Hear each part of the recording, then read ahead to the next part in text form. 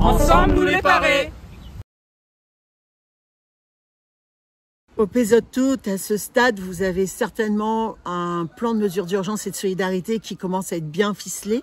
Peut-être que vous avez déjà été amené à vivre une catastrophe, à l'expérimenter sur le terrain. Mais il y a quelque chose qui est essentiel à garder en tête. C'est que pour qu'un PMUS reste efficace, il faut qu'il reste opérationnel. Et Emmanuel va nous indiquer quelques clés pour le faire. Le plan de mesures d'urgence et de solidarité, c'est un plan qui doit être évolutif. C'est-à-dire qu'à aucun moment il doit être figé. Régulièrement, il doit être re-questionné sur les noms qui apparaissent à l'intérieur, sur les systèmes qu'on a mis en place et les scénarios, comme je disais tout à l'heure, les scénarios qu'on a pu décliner et les coordonnées qui sont à jour.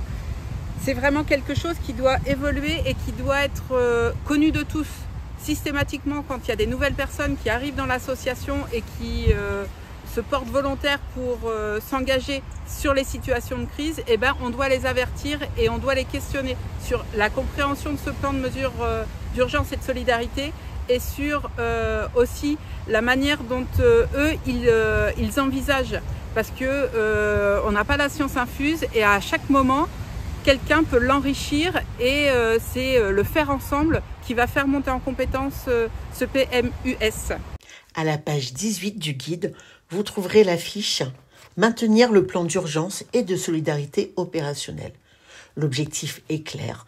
Il s'agit d'assurer le bon fonctionnement du PMUS à long terme en intégrant les éléments de mise à jour.